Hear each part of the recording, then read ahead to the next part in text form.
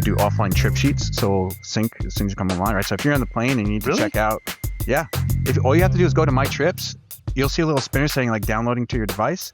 And as soon as you go offline, you still have access to your flight log and trip sheets right in the air, even if you don't have internet. You're kidding me. I think that like I must have tried this before, this functionality, and then was like, oh, that sucks. That doesn't work. Yeah. Welcome aboard the 21.5 Professional Pilots Podcast. Rock on. You're on 121.5, the emergency frequency. It's a show by professional pilots for professional pilots. I looked back at them and I said, I don't think we're at the right airport. And they go, I don't think we are either. Each episode, we bring you fascinating conversations with industry experts. I think I should be a go-to on how to deal with 63, 64-year-old men. You're going to chase it like a dog chasing a school bus. But we're not just about the serious stuff. We're here to have fun. And I like to sit with pilots a lot of times. I always say they're better looking than Tom Cruise. It's a whole thing. The 21.5 Professional Pilots Podcast is your destination for everything aviation, whether you're cruising in the flight levels or just starting your journey. Max, we're so excited for this podcast. We've got Aaron from Airplane Manager joining us. He's one of the software architects for, I would say, maybe the software I use the most for work. I don't know about you, Max, but... one of my favorite applications that makes my life much easier. Yes. Welcome to the program, Aaron. Thank you so much. Thank you for having me. Aaron, we wanted to have you on today to talk a little bit about, one, Airplane Manager, which is the software that we said we love, but also sort of kind of the space of business aviation, tech, where things are going, maybe even a little bit about AI, in kind of what we see is the future for business aviation. So we'll start off a little bit just asking you, maybe for anyone that's not familiar with Airplane Manager, could you give us a high-level overview about what that software is and why it makes my life and Max's life so much easier? Yeah, so Airplane Manager is a web-based scheduling software. Think of it as a tool and a glue for your flight department operations. Smaller corporate operations typically sign up with us, and they use us from everything from scheduling their staff, tracking their aircraft, booking out trips, sending out trip requests, doing flight logs, and we integrate with a bunch of partners that kind of puts everything in one spot, right? So your booking platforms, your maintenance providers, your Outlook calendar syncs, right? So think of it as a one-stop shop for all your flight department needs to make sure everything is kind of streamlined. Currently, I think we're probably the biggest scheduling software out there. We manage about 1,400 flight departments, about 30,000 pilots, dispatchers, and about 4,000 tails right now. So we're growing like crazy, and we don't do marketing. One really cool thing about our company is everyone is either a pilot, a mechanic, or an engineer. We don't have sales teams or like support or anything like that. Everyone that you talk to picks up the phone immediately, is either a mechanic, a pilot, someone who built it, someone who dreamed it up, and we could help you, right off the spot. So that's one really unique place about us. No outsourcing or anything like that, or Indian tech support. Stuff it is pretty awesome. Or like when you email a question, like the response time is very quick, and it's like somebody actually knows what they're talking about. It's pretty, it's pretty nice. I think it'd be kind of interesting too, like because Airplane Manager is anything from like a 2-pilot, 1-airplane flight operation to a Fortune 500 company, even like charter operators, right? And like you can do anything from that. Dylan and I are the former, the 2-pilot, 1-airplane operation. But I think it'd be kind of interesting first to start off and just say, like, because if you're somebody that's never heard of Airplane Manager, like there's so many features in that can be useful for some people and some not for others. And I think it'd be interesting to see, like, like how Dylan and I use it and kind of explain that to people really quick so they can get like a real world sense. So you're spot on. We built the system from a single prop aircraft, pilot just trying to keep track of things, all the way up to Fortune 500 companies, all the way up to, we have some charter operators in our system still that have 50 plus tails, right? So we kind of scale up and down for whatever you need. I will say we like to focus on Part 91 for the most part. Within the last year, we've kind of focused on them because, one, it's the biggest part of our industry is, corporate aviation. Charter is, I know it gets the most headwind and you see some of the latest tools are for charter, but it's actually a very small fragment of the industry in general. And for those single operators, we have like the basic version essentially that you just have your schedule, send out your trip sheets or your flight logs. That's all people want. That's all they need. Cool. Knock yourself out. Next up is you have your pro people, people like you guys who maybe have a few integrations like ForeFlight Dispatch, FlightPlan.com. You want all this to kind of start talking to each other, pre-fill in some GenDeck forms, or EAPIS will pre-fill out all that data for you, right? And then the next level up is you have your Pro Plus, who heavy international users need more AI tools, everything in between. And although we don't focus on charter, you could turn on some integrations like PNR Go, which will do all your TSA vetting for you automatically. So we kind of push off the charter related stuff, let other people in the industry handle that, and then we purely focus on the scheduling aspect of things. So you can use our system as little as you want or as much as you want. Most people are at the in between, but that's we have people coming from Google Calendar. It's probably our most frequent people coming from that is like, hey, I'm running my flight department operation and I'm tired of just figuring out time zones. Going from here and there and like doing flight time calculations on whatever tool I'm using. I'm spending hours a day just trying to plan my trip. They do ours in about 5 seconds, right? So there's definitely people going from that. Yeah. And I was going to say we've had 3 or 4 people in the last few months are still using whiteboards, like physical whiteboards. Like blows my mind. Yeah. I mean, like, so when we get a trip, right, we put it into Airplane Manager. It, puts it in the calendar. It automatically syncs to my Google Calendar, which is like my wife and I shared one for our whole family. So that puts the trip in there. Same thing with the other pilots.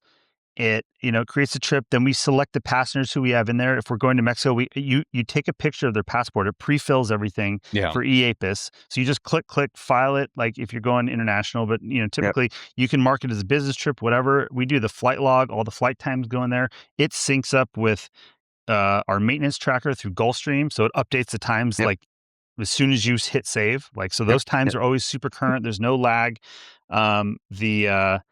My expenses go in there. So our accountant has a login. So I don't have to send expense reports. I don't have to send flight logs. I don't have to do any of that. When she wants it, she just logs in, pulls the data she wants. It's all current right there. Like it is so much easier than so one of our it is exactly. We're the glue for your operations. Yeah. Yeah. And the trip also, once you enter it in there, destination, departure times, whatever, it autofills to flight bridge, notify the FBO, hotel reservations, blah, blah, blah. Like it makes running a flight department 1,000 times easier than it was 10 years ago. Like, so one of our first AI tools was, you're talking about expenses, was the expense scanner. It's just upload a receipt and we'll scan the receipt for you. Another one of our first AI tools is the passport. Autofills the date, autofills the amount, usually gets it right what the category, like it's it makes sense. If you're out there and you're not like using this, you should really take a look. You're our most common user because the chief pilots are typically the person also has to do the expenses. They have to do the scheduling. They have to do make sure everything's current, right? So you guys have to do all these hats, and honestly, you guys, that's not what you signed up for. You're a pilot. You want to fly. So our job is to make your life as easy as possible from the operational side of things.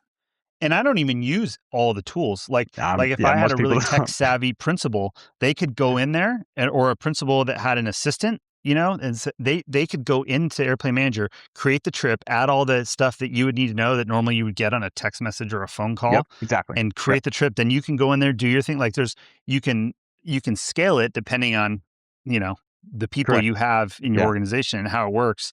But I don't know I'm kind of interested, Dylan, because I don't think we've ever really got into it. What parts do you use? Very similar. We don't use the expense tracking stuff, but we use it as the hub. And what I wanted to mention too, Aaron, that you had talked about was the integrations. And I think the integrations is one of the main things that I enjoy, is that you guys have really focused on, we're going to be the scheduling platform and track some of that information. And we're happy to share a lot of that data with other apps that you're probably using. For us, it's ForeFlight Dispatch is probably the one that's the most important, because then it beams all of the scheduling right on over, and then it's super easy to make your flight plans. But that's just one. There's you mentioned FlightBridge and some other integrations. Actually, one of the ones that I like the most, and I've talked about before, is Vocus's Flight Risk, which I think is an awesome tool that basically, once we have the trip in there, it's monitoring on the Airplane Manager platform. And if there's an issue, or or it's detecting hazards, it shows up right there on the screen as being like, hey, like, by the way, you might want to take a look at the NOTAMs or the weather or whatever. So exactly. That part's really good. So our most popular integration, sounds like you guys are already using it, is our calendar. Feeding to either Outlook or Google Calendar or iOS directly, because most of the time your principals or executive assistants don't really care that they're using Airplane Manager. They just want to see their schedule. Right. So it's an easy way for you guys to build once, syncs to whatever devices you want, and it's just right there. But yeah, the other thing is, you mentioned that you guys both with Focus. We actually have 6 different SMS providers in our system. So we like to give you guys options, right? So from a flight planning perspective, you have APG, ForeFlight Dispatch, flightplan.com, some more down the pipeline. From a SMS perspective, you have Vocus, you have Rise SMS, you have Bulb. There's like 6 in there, right? So we like to give you guys options, and you can mix and match, right? We have some, cheap pilots that have been in the industry for a while. They like using flightplan.com. Cool, use it. Then their younger pilots like to use ForeFlight Dispatch. Cool. You could have them both on at the same time for your same account, right? Knock yourself out. We like to give you as many options as possible for each genre of private aviation. I have a question. Yeah. So with the, I have Airplane Manager on my phone, and it kind of looks like an app, but it's not actually an app. It's more of it automatically interfaces to the web, and it works really good. Is there any plans to actually create an app? And if so, have any offline functionality? Like, can you put your flight log times in when you're not connected to the internet? You could already do that now. So we're using a new technology called Progressive Web App.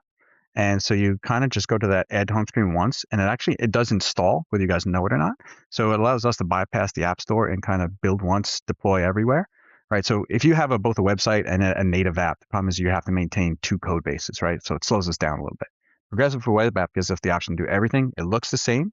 And within the last 2-3 years, we actually have all the same technical capabilities. So you could do offline flight logs, and it will sync as soon as you come online. You could do offline trip sheets, so it'll sync as soon as you come online, right? So if you're on the plane and you need to check out, if all you have to do is go to My Trips, you'll see a little spinner saying downloading to your device.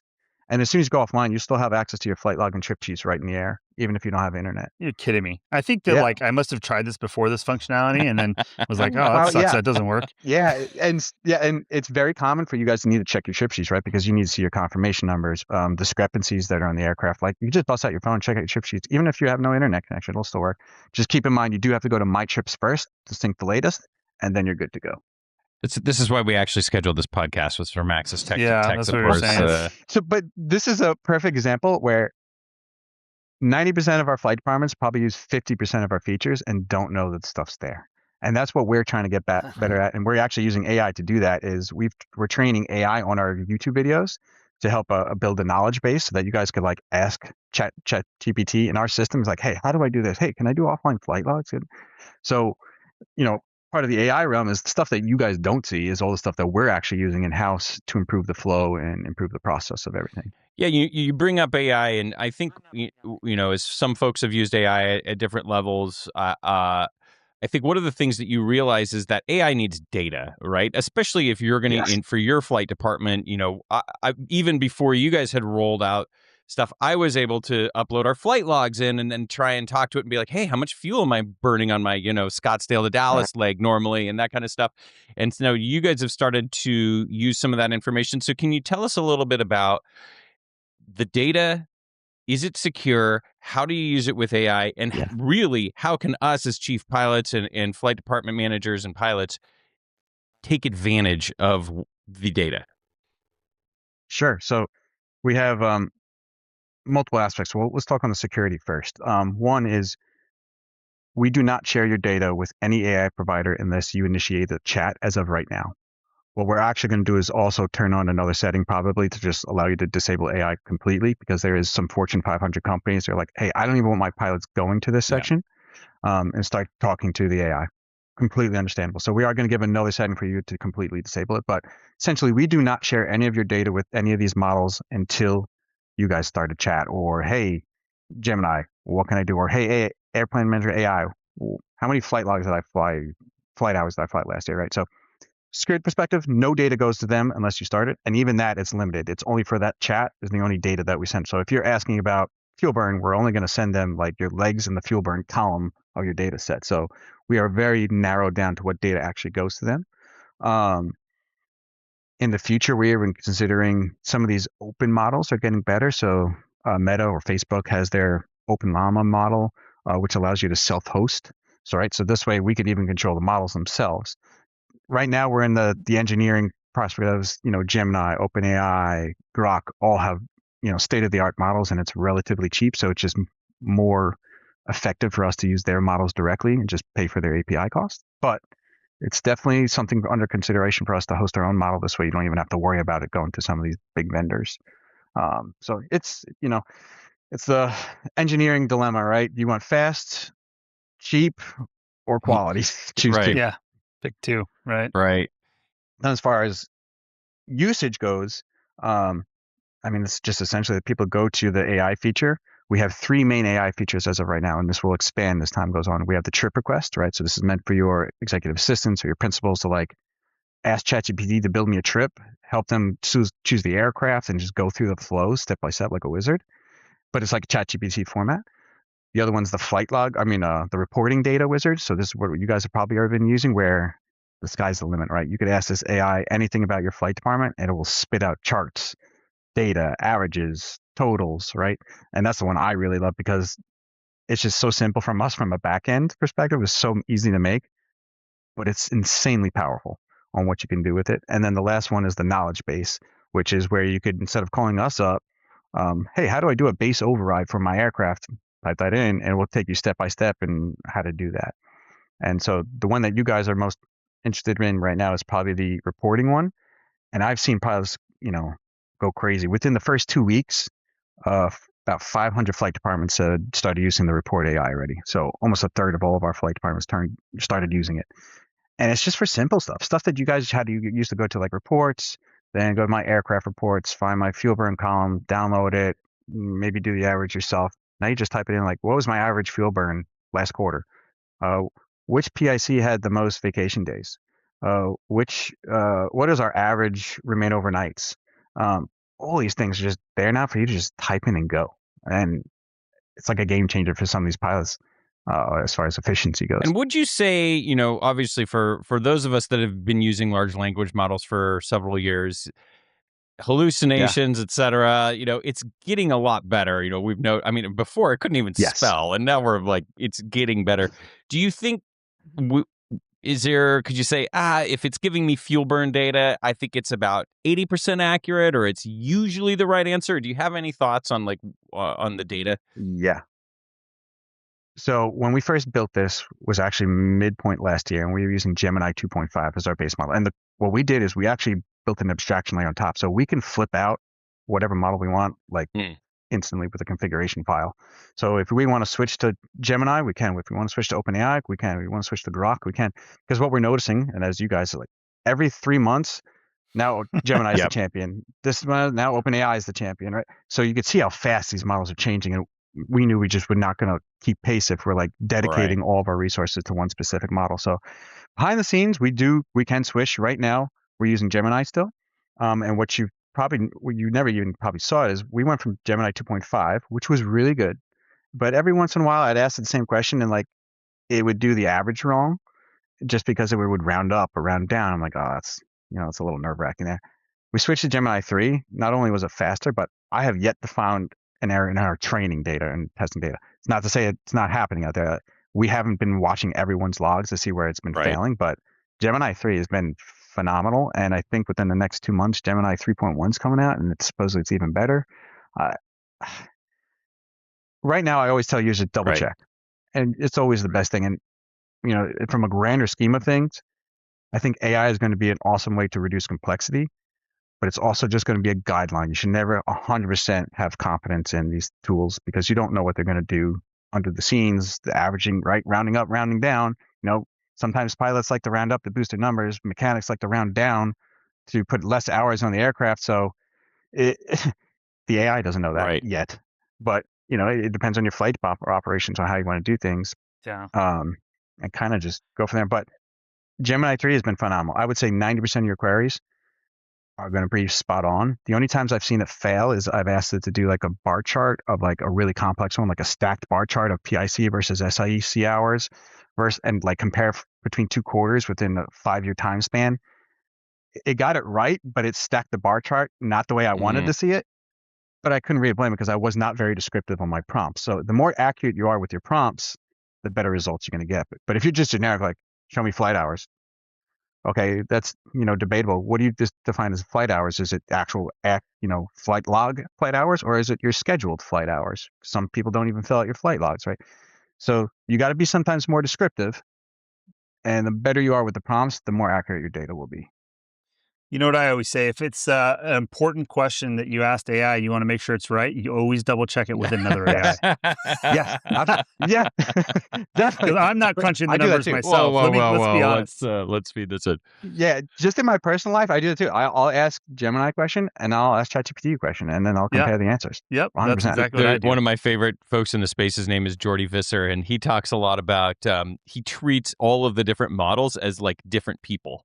And he's like, if you have an important question, you probably ask, hey, I call my dad, call my buddy. It's kind of the same thing, and maybe check with a few different sources. Oh, for sure. Yeah, mine all have different personalities too. Let's continue this. Maybe, Aaron, we're starting to see some of the capabilities. We've already mentioned that I feel like Max and I are already sort of punching above our weight class. 20 years ago, we're doing way more than what people 20 years ago could do with the small flight department. And that's probably just going to expand our capabilities. I'm not saying from an airplane manager's perspective necessarily, but maybe just sort of as we speculate in general. What do you think is the lowest hanging fruit maybe in the next several years for flight operations to maybe improve efficiency and make our jobs more efficient? Few areas. I would probably say the reporting, right? And give you a solid example. I have a Fortune 500 company. Every year he has to do an annual letter to the administration, right? So it's like a 5 or 10 page document that he's got to write that goes to the board of directors to say, okay, this is why we're using the private jet. This is how much you guys used it. This is where we went. This is your average, expense per leg. Right? He said once a year he would have to not fly, do administrative work to get all these numbers, fetch the data. What was their average flight, right? Then we made this report that's literally an annual letter builder. So you type in your document, and you can put variables, and it'll spit out the document. He's like, guys, I went from 2 weeks. 1 week administrative to 5 minutes. Now with AI, it's like, hey, I don't even know what I want to show to my board of directors. This is my data set. What can I tell them to make sure that our flight department operations now it spits out in seconds, like a beautiful document. They could just copy and paste, give it to your board director. So we went from 2 weeks down to 5 minutes, down to a few seconds, right? That just saved you guys an insane amount of time. And that's just one document, right? I'm not even talking about fuel burn and fuel burn optimization. Or hey, these are all the routes we went to. We tended to go to, I don't know, Texas all the time as a fuel stop. Is there a better area based on our fuel uploads that we have? That's the next level of fuel optimization, fuel stop pinpointing. Another huge one will be bookings. A lot of people still in our system are just manually going to booking.com or Marriott.com and booking. Each pilot just does their individual bookings, right? Because a lot of you guys don't have a dedicated dispatcher to do all this for, so you're the one doing the bookings too. I don't know if you guys seen some of Google's new AI tools, but it's getting to the point where you could talk to Google and hey, I need a hotel on January 3rd. Just find me a suite and a Marriott in this area. And Google AI will go out, book it for you, and do all that done. So we're waiting on their AI APIs to come available. So again, bookings, all your third-party bookings, just talk to an AI and get them done. It's not going to be even flicking anymore. And then there's stuff behind the scenes. And we're actually already working on this area is, working on your schedule. We have your schedule. How can we help your operations, right? Why can't we share this with the manufacturer or the MROs to say these are the actuals. This is what they have upcoming. Let's pre-schedule an MRO visit, right? So that you guys are not having to panic trying to figure out when to schedule something. Let the AI figure out when's the best time for me to go to this MRO and check out the engines or whatever it may be. Because the worst thing for you guys to happen is for you to drop the ball, forgot that you have to do a mandatory MRO visit, and now you have to tell your principal that he can't go to his favorite college football game that week, and you're like, oh boy, I'm going to lose my job now, right? all these small little things are just going to add up in time. Yeah, it's hopefully one day the AI will be able to figure out how to give the owner all the bad news, so we won't have to do that anymore. That's what we're looking forward to. Yeah, and then the other thing that I know, this is, taking a step back from just aviation specific. Like if you've seen some of these agentic tools, Claude now and Google's Anti-Gravity, you could like automate your browser flow. So like your AI tool could watch you use Airplane Manager in your browser and then train itself for future events. So now the AI is using Airplane Manager interface to book your trips for you and fill everything out. And then you just go in there and check. Okay, did it send the trip sheets for me? Did it send the itineraries? Cool. Did it make sure I have a good fuel? So like, imagine not even having to click or type in anything anymore. You just talk to an AI agent. And this is something that Airplane Manager doesn't even necessarily have to do. It's going to be built into your browsers. So now your dispatch office is just going to like talk to the browser, and the browser will do all the automation for you in the Airplane Manager user interface. There's so many different avenues coming down the road. It's so funny, and I imagine now, Aaron, you've worked with pilots you've taken phone calls, you've seen emails, and you have probably made some observations about generationally how we think.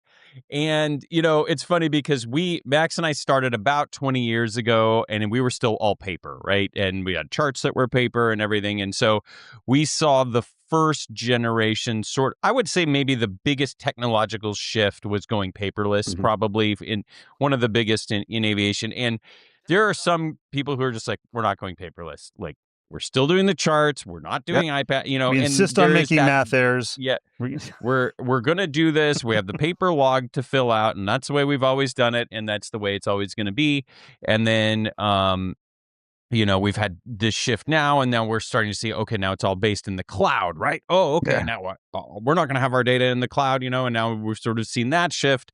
And then now we're sort of seeing, and it's funny because I can tell I'm getting old now because you start talking about, oh, we're going to get the Marriott API and book it. And I'm like, no, I like to look and I want to make sure it's the hotel that's located in the right spot. So I don't want to give that up. But the next generation probably will be like, I don't care at all. Like the AI is smart enough to know that it's walking distance to, my favorite restaurant or whatever. Correct. So there'll always be those generational things. But do you have any observations sort of the take rate maybe, or how pilots adapt? Or is it just sort of one of those things that people phase out? Or curious your thoughts on that. Yeah.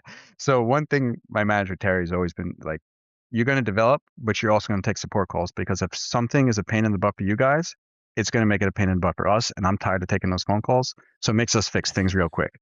Right. Or if something's really slow, it's that dog feed method, right? If we build something, we're going to hear about it. And our guys are going to tell us, the engineers, directly. So you'll also notice, like, I'll pick up the phone, Matt, Dan, so the engineers will be picking up the phone and stuff that we built. And if it's broken, we're like, oh, I don't want to deal with these phone calls all the time. But one of those things is, I don't think I ever want to fly private, because we've had pilots call and doesn't know how to use a web browser. I'm like, you're flying an $80 million jet and you don't know how to use a web browser? I'm like, oh. So we definitely have that, generation. And where we're trying to do is bridge that gap. So you still have some old school pilots that still doing physical paper logbooks. Cool. Let us take a picture of your pilot logbook. We'll scan it and pre-fill in your electronic one for you in Airplane Manager, right? So this way you have your paper logbooks. Cool. Don't want to fill out, want to keep all your manual receipts, take pictures, add them to the expense system. So this way, a year down the road, your accounting firm at least has all that data. And it was only just as simple as taking a picture for you on your side of things. So we're trying to bridge that gap for that generation. And then we're trying to bridge the gap for the next generation, which is what you just said, where private aviation is a very weird industry where, money is not as important as time. Right. So you're going to have these young and coming pilots who don't want to go on Marriott.com and find the right hotel. And he just says, like, just book me the closest Marriott to KTEB and go. Right. I don't care. Boss is flipping the bill. Just get me something quick, because I got to go fly in, an hour. Right. So now we have to fight the other battle, which is they want insane simplicity and everything electronic and no interface. I just want to talk and go. So it's a balancing act between people don't want to use electronic at all, people who only want to use electronic and not even use an interface and just like talk to AI, and that next level of, complacency almost, or comfort, ease, whatever you want to call it. They just want it done. and I don't want to search, and I don't want to figure out what my rewards number was and log into my account and get this and then copy and paste this in here. They just book and go.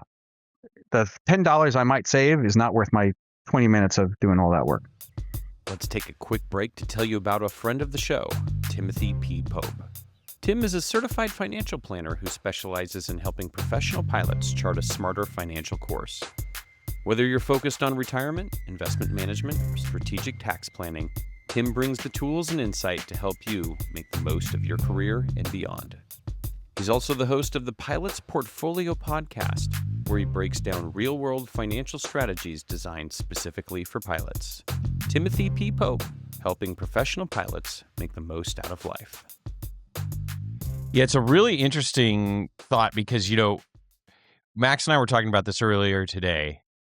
There is a world potentially where the things that we think, the app, I use this app for this, and I use this app for this, and I go to this website, like, it's possible in not the distant future, you're not really going to need a lot of that, right? So we said apps are just a slow API. Exactly. What it so is. ChatGPT, you'll notice they're now doing internal apps in ChatGPT. Booking.com is one of the first ones where instead of you going to Booking.com or launching the Booking.com app, you talk in ChatGPT, it recognizes that you're using the Booking.com extension. And if you use ChatGPT, you'll see like a little box that says thinking or fast, right? Now they're starting to add another one that says like, you're using the Booking.com API behind the scenes. So you're not using the Booking.com app. You're using ChatGPT. So one single interface, and it's hitting all these APIs behind the scenes. So yeah, you're getting to that point where apps may be irrelevant in the future. And that's hard. It's hard to wrap my mind around that in some ways, but really, I mean, if you think it at some point when you can just be like, book me this at this time, off we go, then it is going to make things easier. So, I mean, it's possible Airplane Manager in the future is running in the background, right? Yes. Yeah. It's doing its thing, but right now it's a browser window that's open on my computer 100% of the time, Yeah. But that could change at some point, right? 100%. And I mean, most of operations are already doing that. A vast majority of our executive assistants and view-only accounts, they don't log into Airplane Manager. They get their trip sheet text messages, itinerary text messages, and their Outlook calendar sync. They never even touch Airplane Manager. But Airplane Manager is building all this data in the background for them. It's filing their EAPAs for them. It's doing all this. But your end users, your passengers, they don't know what the heck Airplane Manager is. They just get a link. They might look at the URL and it says airplanemanager.com, but they don't really know what it is. Yeah. It's only you pilots. But even that step, like you just said, is potentially going to be built into these AI interfaces where, we notice you're talking about private aviation, but you're in the ChatGPT or Gemini interface, and it's really just hitting our APIs behind the scenes to do the bookings, do all that. Yeah. There's so many different avenues. I think the most popular one will probably be these browser extensions where it watches what you do, and then it could just literally book the trips in Airplane Manager interface for you. And then the next step will ultimately be just pure voice to text and, booking stuff behind the scenes. It's got to be exciting right now, a little challenging, maybe a little, how do you view as a software developer and an engineer, it's like you sort of, it's tough because you've got to think about what's coming, also support what's now. Yeah. That's tough. How do you keep the perspective on that? Yeah. It's got to be brutal. So this is where our team in particular are really good at. So like I said, my background is actually in machine learning, artificial intelligence, but the classical stuff. So I'm really good with the theory and the mathematics.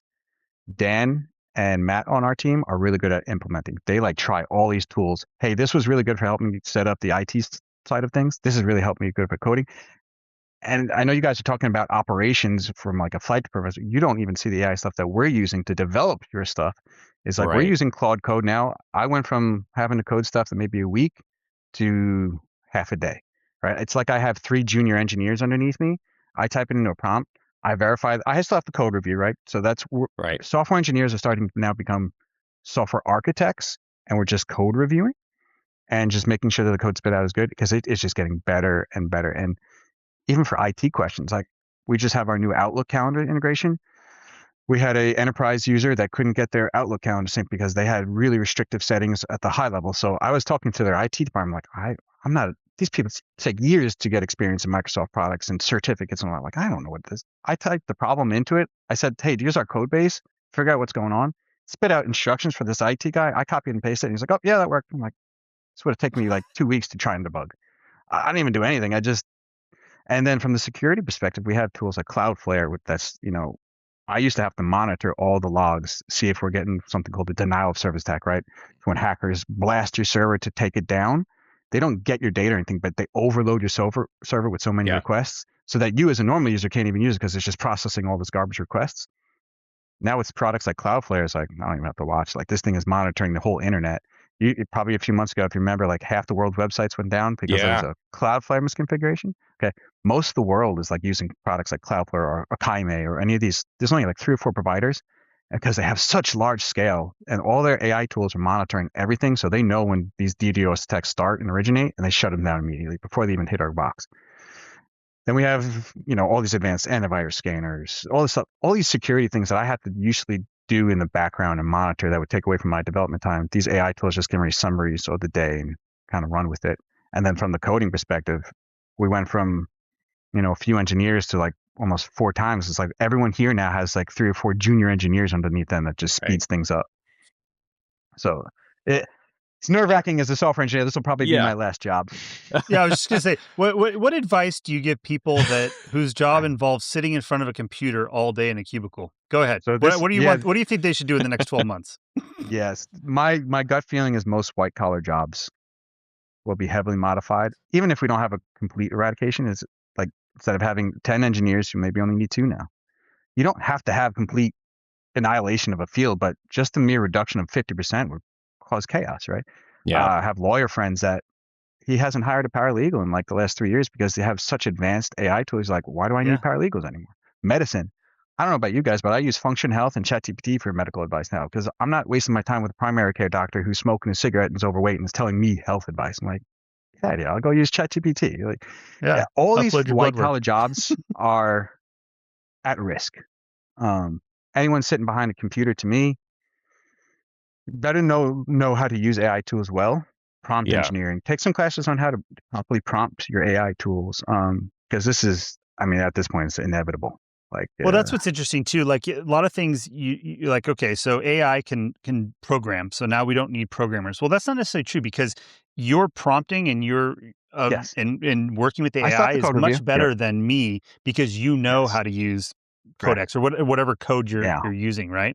And so there is still benefit in having the background in that field to work with AI more effectively. But, But like you said, it's and driving it back. You just explained how your job has become easier, and essentially, if you translate it to us, it's like you're focusing on flying the airplane, right? Instead of all the dumb stuff on the side and we have an interesting balance on the same, which is, how can I harness these tools in a way that makes me better at doing the core thing that I need to do, which is get people safely from point A to point B, and not make a mistake by using this stuff in the wrong way and then trusting it too much or not enough or whatever, finding that balance. So I think it's going to be an interesting thing that we don't, at this point right now in aviation especially, there is no training about like, hey, here's how to use these tools correctly. Here are best practices. And here is, here are traps. People are going to make some mistakes on using these tools in the wrong way. It's going to happen, right? We know it's going to happen. And right now there are no best practices on how we can avoid that. And unfortunately in aviation, we've learned typically we don't learn until there's an accident or there's a mistake or something like that. And so I'll be curious to see what the next few years look like and where we can create leadership and best practices on this, because you could sort of let it go as far as you want in some ways, and somebody's gonna get bitten, I think. Yeah, and you bring up a great, and this is one of the points where my manager Terry gets very frustrated with the NBAA is to us, this is their job, right? To figure out how to teach people and seminars and training. And the last few of them, they talk about AI, but it's just like very surfacey level stuff. Yeah. And it's stuff like, this is how you do empty leg booking, use AI. That's awesome. It's great, and that'll be great for the charter industry. But like everyone has to do flight operations, and we've never seen a seminar or training or anything on how to use AI to improve your operational flow or anything like that.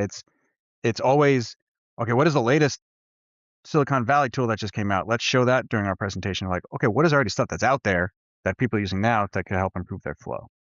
And they're getting better, but they've definitely dropped the ball, I think, the last few years on having great webinars and seminars on that type of aspect. And I'm going to flip the question back on you guys. My manager was telling me about, I think it's the new Vision Jet, could do takeoffs and landings fully autonomous. Mm-hmm. So this aircraft is like fully from takeoff to flight to landing. It even talks to the ATC to get like all this stuff. So completely hands off. I don't think there'll ever be a time in the world where pilots are not needed because people always want that human comfort, especially in the air. But do you guys ever see your field change to the point where you're kind of like us? You're just kind of like overseeing stuff. The aircraft does everything, and we're kind of emergency situations and code reviewing, if you will, of the aircraft. Oh, yeah. That's already been a reality. We've had auto land on airplanes for a long time on airliners and stuff like that. The one thing that we have in aviation that a lot of other industries don't have, what I used to think was a detriment and now is turning out to be a benefit, is massive regulation and red tape and slow movement of change. And like I fly a 737, the overhead panel on the brand new one that just rolled off the assembly line 2 weeks looks almost just like the same one that rolled off in 1970. And that is because of the way the regulation works, and they can't make any changes because it require new type rating, and people don't, airlines don't want that because it increases the training costs, yada, yada, yada. So, I'm still setting landing field elevations and cruising altitudes with a knob on an overhead panel on a brand new 737 MAX. And I think that, not to mention also from the airline perspective of a massively unionized workforce, where our contract specifically states any Southwest airplane will be flown by 2 Southwest pilots. Right. That's so no matter how fast the technology progresses, there's still contractual negotiations. There's still the FAA that, there's so many things that are going to put the brakes on. Do you think that'll ever be overridden though? Because what I envision is China, for example, COMAC is their nation state aircraft manufacturer, right? What's preventing them to doing the same thing that they did with BYD, where they're steamrolling all of these car manufacturers? And the regulation and the risks on that are obviously the safety side of things, but China's not really known to care. Like, they're pushing the limit from a technical The biggest thing with China, though, in aviation is they're masters at copying everything we've done. Yes. Not great at innovating on their own. Even their COMAC is. But with AI, they don't really need to. Right? That's where I don't know. It's a really good point, Aaron. And it is a lens that I haven't looked at as much as because usually in aviation, the USA is the leader. But you're right. Sure. If there are countries without a lot of the regulatory moats that can be like, oh yeah, China's now they're flying their domestic flights, but with less pilots. I mean, that's the other thing too, is in the United States, we almost take pilots for granted, right? Because there's so many. But in many other countries, the pipeline to train a pilot, it's so expensive that you got to imagine that, if they can, they will reduce the required crew. To return to your original question, I mean, of course, in the future, you think many 2-pilot airplanes are going to go to a 1-pilot airplane. That's my thought. Whether it's right there, you just cut the industry in half. Yeah, just right there. It really could at some point. And whether or not it's, I guess to me, the real question is it more of I have an Optimus robot type thing in the right seat, which sounds crazy to say, I know, but is it that, or is it going to be more just integrated into the airplane? And then is there somebody sitting in some type of simulator on the ground with a secure data link that can take over? I'm not sure, what that could look like, but to me, I think that's probably the path that I see. I don't know, Max, if you think that's the same as the general shift. No. I mean, there's different ways that the chips could fall in this, or it could start with the Vision Jet, like you said. Yeah. And you could increase the automation level where the barrier to entry to become quote unquote a pilot on the Vision Jet. So if you're a rich dude and you're like, hey, I don't want to pay a pilot. Like this thing will fly itself. What do I need to learn? And the FAA can come out with a automated private pilot certificate, that's different. And you basically, it's like an 8-hour, it's one weekend and you in front of Microsoft Flight Sim and you're like, oh, okay, yeah, he's all right. He's good to go. But now he writes the check and the jet flies him around. And he like has to, So this is basically what so in Aaron's business, it's called vibe coding. And this is going to be vibe flying. Vibe fly. Yeah, that's it. So, I mean, from our perspective, we're already actually getting in touch with these manufacturers and starting to pull data right off the aircraft, right? So you can imagine a world where you guys say, hey, I'm doing this flight. We already have your for-flight dispatch integration or flightplan.com integration, right? Garmin, for instance, if you have flightplan.com on and you have Garmin avionics, I've seen them go from, they book the trip with us, automatically flows to flightplan.com, which automatically flows to Garmin Pilot. It's already on the avionics. Yeah. So it's like, you can imagine a world where the executive assistant says, I want this trip, and it flows right to the avionics of the aircraft. We already have that. Oh, and it will actually update your flight log, the reverse, when the flight's over from the avionics. So that's what I'm saying. Now we're doing the reverse too now. So we're integrated with like all these different data link providers. We're pulling data right off the aircraft. So we're pre-filling your flight logs. All this is going to be fully automated. And then the next step to me is like, okay, what's going on in the cockpit that's getting fully automated potentially? And the Vision Jet's kind of getting there. All the data from the executive assistant dreaming up the trip to actually flowing the flight plan to the aircraft, to flying itself, to landing itself, to filling out your flight logs post-trip, and then submitting it to your headquarters for the billing purposes. Like, it's all done. Just streamline. Well, listen, Aaron, to be honest with you, this job has been getting easier over the years and paying more at the same time. So that's really you good. kind of like this. It seems like those curves were going to cross at some point, right? And it can't last forever. Yeah, that's the way I look at it. Software engineering is the same thing.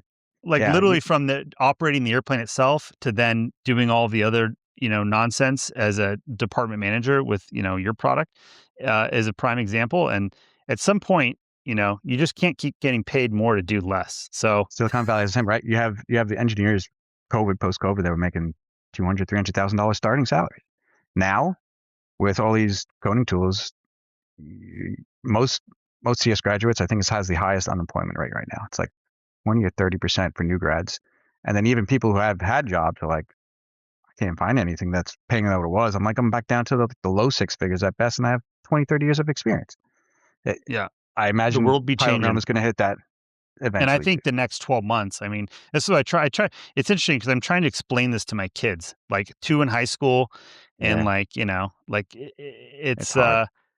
it's hard. I mean, and things are changing rapidly. I'm like, the old adage of, hey, we're just going to go to college. Like, no, dude, if the band of going to college to do something is getting very, very narrow right now. This is like, the first time in human history where white collar professions are at risk.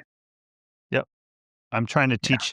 I made this whole big spiel to my one of my children who's 14, who's really good with computers and stuff. Yeah. About seeing if he was interested in learning how to set up an agentic AI on this Mac Mini that I bought with OpenClaw and the whole thing. And I explained the whole thing and how this is like AI 2.0, this parabolic curve, blah, blah, blah. And singularity and all that, right? Yeah. Yeah. And he's like, I'll play Roblox. Yeah. Well, I think what I need to do is teach the agentic AI to play Roblox and then just completely whoop his ass. And then he'll understand why this is important to learn. So I saw a funny meme. It's like millennials, my generation, we've been having to teach the older people how to use computers. And now we're even having to teach the younger generation how to use computers because they're like, everything's so automated. They're like, how do I use this? Right. Like, it's such a weird world to be in that. It's this middle ground millennial are having to teach computers to both because the younger generation only know like a few apps literally. Like, what the heck is Microsoft Word? Why do I got to use that? It is really, I mean, when you think about it, when they'll look back in history or the generation that we are in, where we started with nothing, saw the internet and saw AI, it's going to be one of the most pivotal Max and I talk about this in flying a lot. There's a generation that started flying the Pan Am Clippers, like the old huge amphibious airplanes, and retired flying the 747. And it's just they're like flying boats. And it was like, that was an insane stretch of innovation that they saw. And now we're sort of seeing that through a different lens right now too. So We are just about out of time, Aaron. We want to wrap it up here. Any final thoughts, maybe any advice or things you'd like to share with the folks out in the business aviation community right now? Yeah. I mean, from our perspective, Airplane Manager, we see AI as being a tool to assist in reducing complexity. I know one of the questions you asked me prior is like, what do you think AI has potential to solve or to address? And for us, it's complexity. It'll be an amazing assistant for your flight department operations. And our plan is to help you utilize that to the full potential so that you can focus on flying and just streamline as much as possible. There's no reason why a small Part 91 operation today can't operate like a Fortune 100 company. We give you all the tools now, SMS providers, booking providers, flight planning softwares. The next step, and we're already getting there, is to use AI tools to help you do that flow. And then as like advice to the private aviation, I think this just goes for anyways, keep up with tech. It's like, I know people hate learning new stuff and it's always challenging. But if you don't learn these tools, you will fall behind, right? Imagine quicker running than your ever operation. Before. Yeah. Quicker than that, and it's just exponentially growing. Like, learn how to use these agentic tools. Like, learn how to use Claude in your browser to maybe help automate some clicks. Take a short class while, I don't know, you're flying or something, and it's just set on autopilot on how to do proper prompt engineering, right? All these tools will help your life. And then even use AI to learn how to use, like I said, Airplane Manager has so many features. Most people do not use them. Use our knowledge base. Hey, Airplane Manager, what am I not using? Don't forget to use AI to help stuff that you're already doing and learn about. And then just kind of go from there. It's going to be a wild ride the next few years, but we'll see how it goes. Yeah, no kidding. That is well said. All right. Well, the product is Airplane Manager. As we mentioned, Max and I are huge fans of it. We'll have a link in the show notes so you can check it out, figure out how to optimize your flight department. Aaron, we really appreciate your time today. And if you want to talk to Aaron, that's the great thing about Airplane Manager. You could just call him, and there's like a 1 in 6 chance he's going to answer the phone. So, we just call him and ask for you specifically. Right. Is Aaron there? You can call and ask me. Yeah, talk to me, Pat, Brian, Terry. We're all here. And if you just want to like talk about flight operations and like, hey, I'm starting to do international. Like, we're here to help you do your operations. We're not just tech people. Like, call us up to help you run your operations. We'll help you out. Well, we appreciate it, Aaron. Thank you so much for your perspective and your time. All right, guys. Thanks, Aaron. Yeah.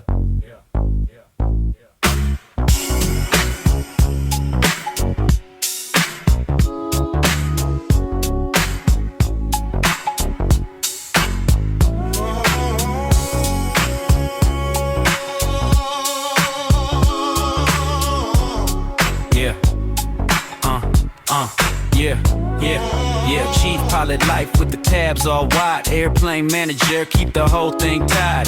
Whiteboard's fake, Google Calendar's gone. Now the whole department run from a browser at dawn. Trip built once, sync to the crew. 4-flight dispatch already knew. E8 bus filed, maintenance fed. Fuel burns track while you're still in bed. 1,400 flight depths deep, 30,000 pros in the data we keep.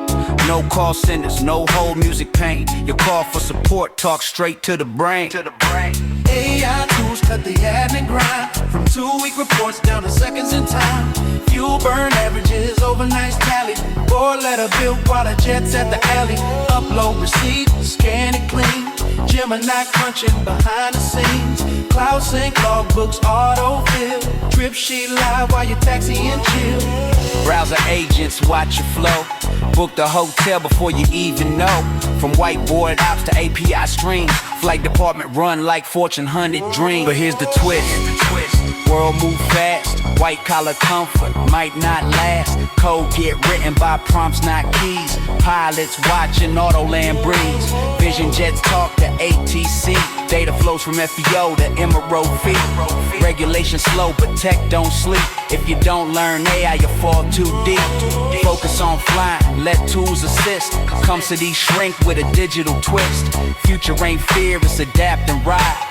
Private aviation amplified. It's the frequency, pilots tuning in vibe. 21.5 125, where the pros come alive. Checklist, jet fuel, and stories that fly. It's the cockpit crew, now let's take it sky high. Twin seat pilots tuning in vibe. 21.5, where the pros come alive. Checklist, jet fuel, and stories that fly. It's the cockpit crew, now let's take it sky high.